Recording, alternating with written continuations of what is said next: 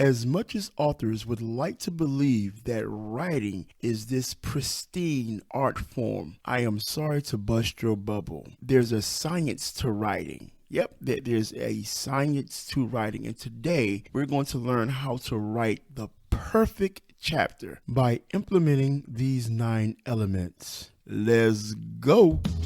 NL Publishing Service Academy proudly presents Listen Up, I Got a Story to Tell podcast with literary success consultant DK Walker. Sharing with you writing tips, marketing ideas, publishing information, and inspiring interviews for your author journey. So, without further ado, let's get right into it with DK Walker. Hey, how's it going? I'm DK Walker, and this is Listen Up, I Got a Story to Tell podcast. Man, you could have been anywhere in the world, but you are choosing to spend your time with your boy, and for that, I am eternally grateful. I'm so humbled. Look, before we get into today's episode, we got to pay bills off the bat. If you are a struggling author and you're having problems going from book idea to actually creating your book, I got the perfect thing for you, the absolute perfect thing for you. And what I get asked a lot is this thing for pantsers. That's for people that sit in the seat and they just freestyle they get an idea and they just sit down and start typing, to people that are planners. Now, planners outline their entire book. The Unfair Writing Advantage serves both types of authors. If you have your pantser and you want to just go off the top of your head, what happens is your creativity is all over the place. It has no direction, so therefore it takes you longer to get where you're going to when it comes to writing your book. If you're a planner, sometimes you will plan. You get bogged down in the minute details of your book. The Unfair Writing Advantage serves pantser and planner perfectly. Hello, my name is Britt Kuhn, and I just love DK Walker's The Unfair Writing Advantage. I am now well on my way to writing my second book because of his advice, wisdom, tips and tricks like mind blown at how simple and easy it really is. I am forever grateful our paths crossed, DK. You will always be one of my favorite humans. Thank you. Learn how to write faster, conquer writer's block, and tell a story your readers will love. In less than 1 month, writing only 3 pages daily, you can go from book idea to manuscript using the Unfair Writing Advantage. Most authors take 8 months on average to write just 1 book. But in a fraction of that time, you will learn how to craft a book your readers will love and not be hunched over your laptop days on end to do so. Just go to www.theunfairwritingadvantage.com. Early in the podcast, I spoke of how writing is not so much an art form as it's a science to it. Using these elements I am about to share with you is going to make your writing so much easier. So let's get into it. The first element is identify your chapter goals. Assign your chapters an objective and write to it. A few quick examples: protagonist meeting antagonist for the first time, plot twist, a big reveal, a segue chapter. Now, a segue chapter is nothing but a connecting chapter. You have to get one scene from the next, but you don't want to jump from action to action because there's a break in the action. So it's action, something to get you to the action, and then action again. The second element in writing the perfect chapter is be specific in your writing. I'm a huge wrestling fan. Anybody that knows me knows that I love wrestling. And wrestling, believe it or not, has taught me so much about writing and storytelling. If you think about it, the good wrestlers, they tell these magnificent stories in the ring. Now, of course, when I was younger, I believed that wrestling was real. And so in doing so, because they told these masterful stories in the ring, it was like, wow, like they were suspending belief. I was believing everything that's happening was actually happening. But of course, as you get older, these people can't do these things to each other because somebody's going to be dead and somebody's going to jail. But they had this one wrestler by the name of Austin Idol, and he had this crazy quote that stuck with me, and I'm going to date myself because I just recently turned 53. Happy birthday to me. He had this one quote, and it was, trim the fat and get to the meat of the matter. So in alignment with the second element of be specific in your writing, authors, it would behoove you to just trim the fat and get to the meat of the matter in your story. Less is more. Fluff is a cancer to your story. In other words, show, don't tell. The third element is make sure your chapters continue your story.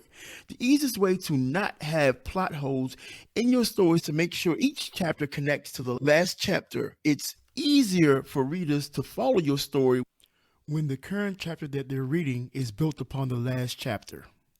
You'll have some authors, they'll write a chapter and they'll go off in the future, to go off in the past, and that's okay. But there has to be connecting elements to keep the reader engaged and so they don't get lost. Like, think about it as going to a movie with your husband, wife, or one of your kids, one of your friends. It doesn't matter. And there's always somebody that is always asking these questions because they're failing to follow the story along. Now, that just may be due to, pardon me for being harsh, that them having a lack of understanding of how things are pacing within movies and books and things of nature, right? Not a problem.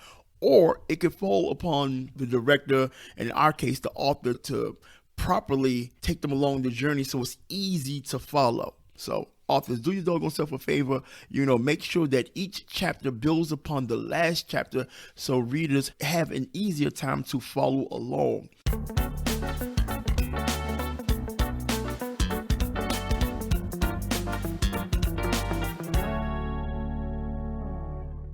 Hello, my name is Britt Kuhn, author of Radiant. I am so over the moon excited that I am holding my book in my hands. And it is all thanks to DK Walker at NL Publishing Services. I promise you, I did not know how to write a book, yet here it is. Your guidance and direction during this entire process and your ability to handle my indecisiveness has been such a blessing. I am so grateful for you, and I will forever sing your praises. Thank you so much for being you, and I can't wait to work on the next one. Writing your manuscript has been hard enough, so let NL Publishing Service Academy make self-publishing your book easy as possible. From beautifully designed full and ebook covers to uniquely done typesetting and formatting, our goal is to professionally enhance your manuscripts and book covers to give your readers the best reading experience possible. Need marketing tips, tactics, and strategies? We can help you with that. How about branding and broadening the reach of your author platform? Yep, we can help you with that too. So no matter what your self-publishing needs are, NL Publishing Service Academy has you covered. Just head over to www.nlpublishingservices.com for whatever your self-publishing needs are. And now back to the podcast. The fourth element in writing the perfect chapter is, when possible, write to the emotions of your readers. Easiest way to do this is show, not tell. If you have been writing for a day or 1,000 days, you have heard this. And if you haven't heard this, then allow me to introduce to you exactly what this means by showing and not telling. If one of your characters in your books is overcome with grief, you wouldn't write Mary is overcome with grief. I know that sounds really plain, but some authors that doesn't know any better would actually write that. Instead, you would actually show how Murray has been overcome with grief for whatever reasons by the way that you describe her current emotional state. Whether it's crying, you wouldn't say that this character is crying profusely. You would allude to her eyes filled with water, uncontrolled sobbing. You would allude to the physical aspect of her crying.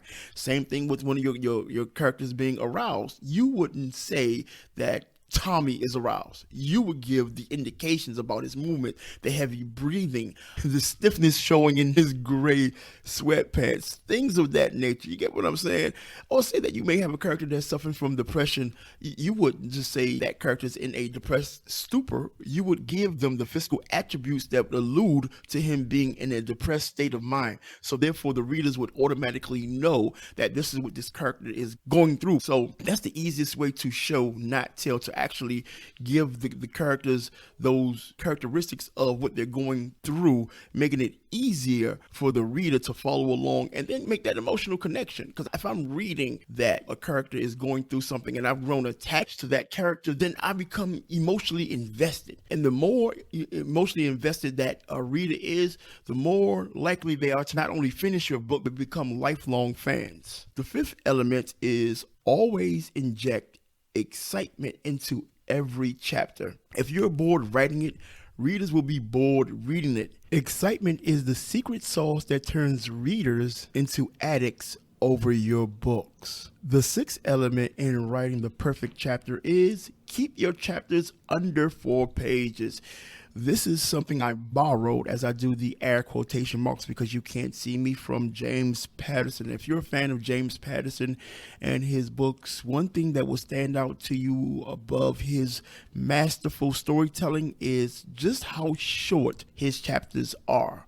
You'll blow through a James Patterson book quicker than you will from any other author. And the reason why is simply his chapters are uber short. With a short chapter, think about it. When you're reading a book and it's late at night and you tell yourself, the universal thing that readers tell themselves when it's late at night and they're reading is just one more chapter. Well, because your chapters are so short, that one more chapter turns into 2, turns into 3, turns into 4, turns into you're finishing the doggone book and you got to go to work the next morning. So do yourself a favor, keep your chapters short as possible. I know that some readers live for the long, drawn out chapters, right? But in today's age, in today's society, we live in a microwave generation, meaning that they have short attention spans. It is easier to keep a reader vested into your writing by keeping your chapters short. The seventh element is don't be afraid to make your reader uncomfortable as long as it's entertaining. I read a book way back in the day. Like I told you earlier, I'm 53 years old, right? I'm on the other half of life as of this recording. But I read a book by the name of Jig. The author name was Campbell Armstrong, and it was published in 1987.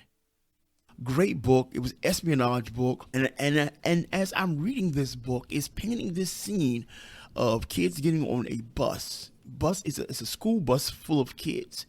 2 guys following the bus, and before you know it, they're describing what's going on, and then boom, they blow up the bus. Now, with all that's going on today, of course you wouldn't write such a thing. You wouldn't dare attempt to. You'd be canceled quicker than, I swear you'd be canceled. But it was 1987 when I read this. And once I read this, I was so uncomfortable. But I was like, I got to find out what monster would kill a bus full of kids, first and foremost. How will those kids be avenged? And then how did it tie into the bigger picture of the book? Now, granted, this book was well over 300-something pages. It was a book with many pages, many chapters. But I was invested to find out what happened. I was invested to be like, if they was going to play with my emotions and make me feel this uncomfortable, make me feel this uneased about what I was reading, but it was still entertaining, I had to read on.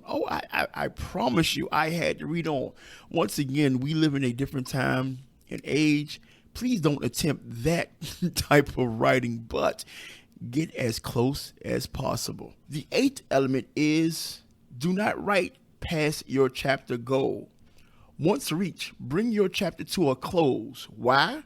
Because you want to leave readers with this thought as they move on to the next chapter. So what do I mean by all of that? Look, once you reach your chapter's objective, your chapter goal, you want that to be the dominating thought in your reader's mind as you go into the next chapter. Because once again, it's building blocks. We're just connecting. And it makes it easier for the reader to stay connected to the story that you're telling by making sure the last thought in their mind is the chapter goal. Once you reach that, you bring your chapter to a close. Speaking of bringing chapters to a close, and the 9th and final element in writing the perfect chapter, when applicable, will end your chapter with a mini cliffhanger. Another idea I borrowed, air quotation marks once again, from James Patterson is that he always brings each and every chapter to a close with a mini cliffhanger.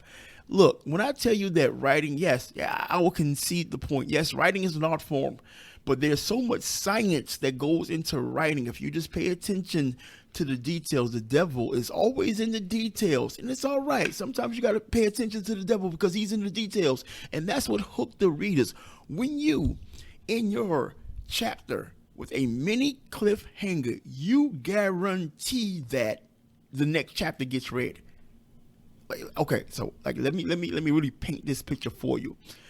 The same premise that I'm giving you is the same reason why people binge watch shows on Netflix, Hulu, Disney Plus. The show has to, if the show producers are smart, if they're following the formula of binge watching, in our case, binge reading, and that chapter with a moment that makes you have to find out what happens next. Keep in mind, humans are nosy by nature. Capitalize off of them being nosy. Like, let me give you something that you want to find out what happens next. And they'll look up, and at the end of that, they'll be at the end of your book. Yo, this has been your boy DK Walker. I hope you got as much out of this podcast today as I got sharing it with you. Thank you from the bottom of my heart for listening. I greatly appreciate you checking out your boy. Do me a huge favor, no matter where you're listening to this podcast at, make sure that you share it with a fellow author, because somebody's in need of this information. And if you're listening to this podcast on Apple Podcasts, make sure that you leave a review for this podcast. It will be greatly appreciated. Until next week, peace. This episode of Listen Up, I Got a Story to Tell podcast has ended. But please be sure to subscribe for more literary strategies and tactics to help you create the profitable, successful author career you've always wanted. And don't forget to rate and leave a review so we can continue to bring you the best author and book-related content. See you on the next episode.